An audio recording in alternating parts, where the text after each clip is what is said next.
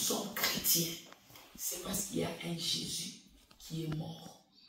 Et nous sommes les adeptes de Jésus. Nous faisons la volonté de Jésus. Ceux qui croient en Christ, en français, on les appelle chrétiens. En swahili, on les appelle Christ. Donc, nous avons une doctrine. Notre doctrine, c'est le christianisme. Et la clé du christianisme, c'est le mystère de la croix. Le mystère qui n'a pas su être expliqué par les disciples, mais qui a été expliqué par un païen. La grâce, c'est détourner deux enfants de Dieu pour aller s'attacher aux païens.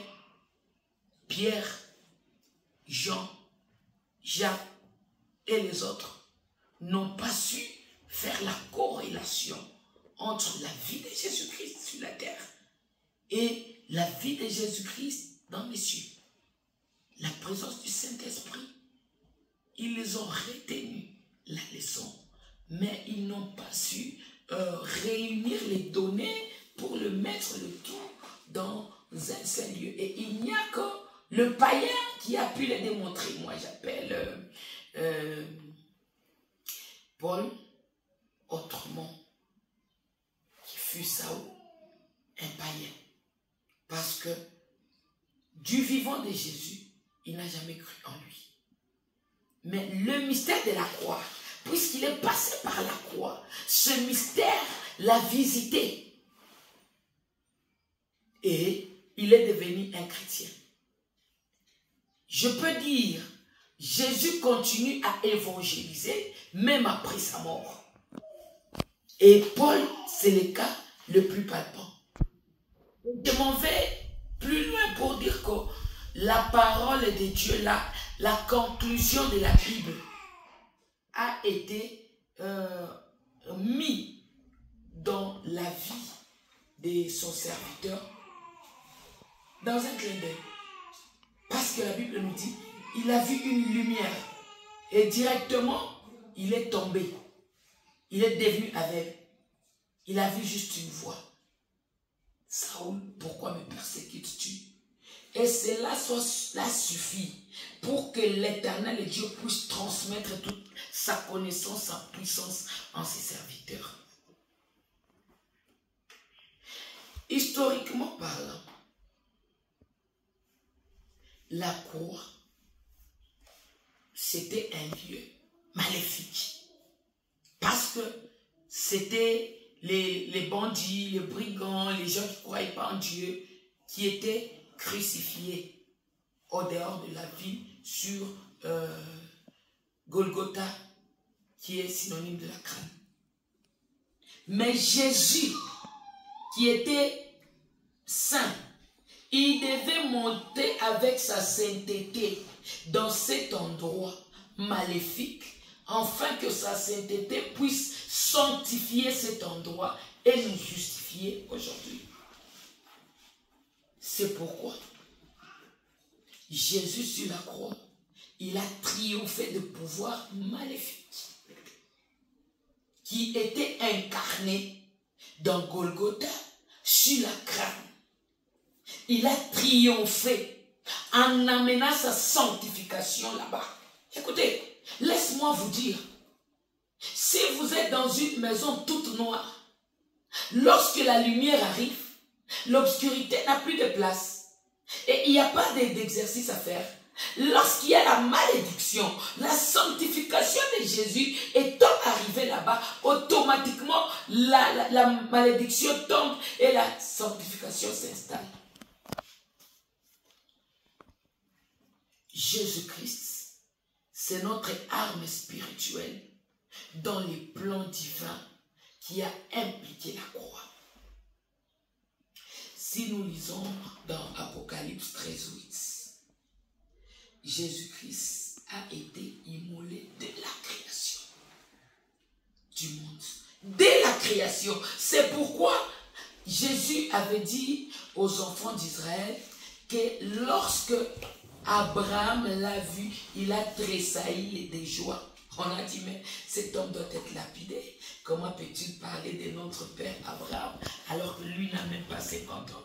Laisse-moi te dire, parce que Jésus-Christ, si vous lisez Apocalypse 13, verset 8, a été immolé dès la création du monde. Donc, dès la création du monde, il était là. Je l'appelle le premier-né de tous les êtres vivants. Vous pouvez descendre dans Colossiens 2, 14, 15. La Bible dit, la croix a effacé l'acte dont les ordonnances nous condamnaient.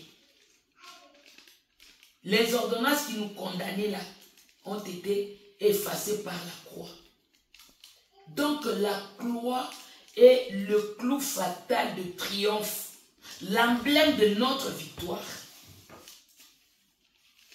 Alléluia. Je peux encore dire, si nous lisons Luc 9, 23, la croix, c'est l'invitation au disciple. Le sacrifice suprême, le pouvoir de la résurrection, vivre une nouvelle vie. Jésus est ressuscité, c'est la victoire sur l'enfer. Parce que l'enfer a su clouer Jésus. Mais sa résurrection est la victoire sur l'enfer et sur les péchés. Il n'y aurait pas eu de victoire sur les péchés s'il n'y avait pas eu la croix. C'est pourquoi, dans le temps ancien, quelqu'un qui péchait devait payer soit les bœufs, soit quoi, soit le sang. Mais avec Jésus, il a payé, il n'y a plus de dettes. Par la croix, aucun pouvoir des ténèbres ne peut prévaloir contre nous. Voyez pourquoi j'ai toujours dit, la prière des combats est inutile. Parce que Jésus a combattu et il a arraché la victoire sur la croix. Nous sommes bénéficiés de la grâce. Lui, il a combattu pour nous et nous sommes en train de ramasser la grâce pour laquelle nous n'avons pas combattu. Et la Bible est claire à ce sujet. Le combat n'est pas à nous.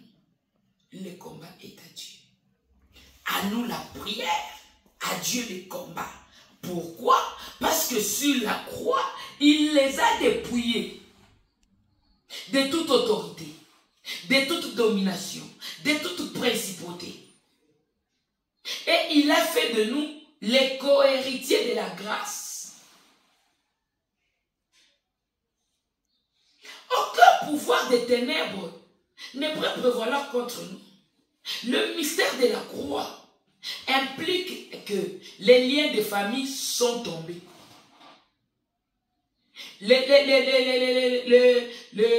L'homme fort, femme forte, enfant fort de la famille est tombé parce qu'il y a eu la victoire sur la croix.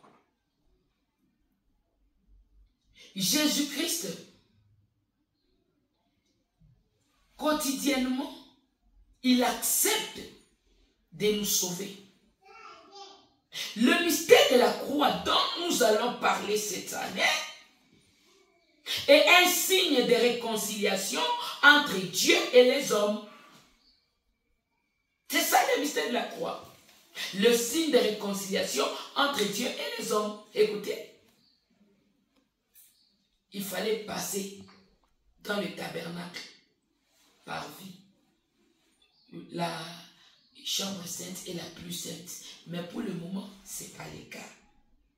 Là où tu es, tu te réconcilies directement avec Dieu. Tu invoques Dieu et Dieu te répond.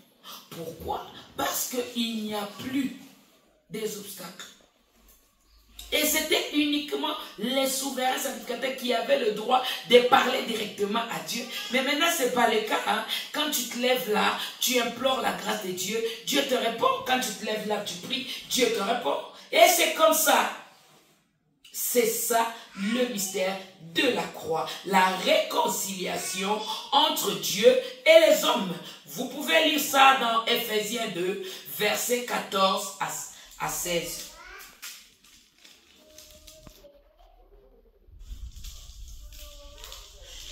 Il nous a apporté les armures spirituelles. Et là, nous sommes dans Éphésiens 11, ici c'est 11 à 17. C'est une garantie pour une victoire acquise sur la croix.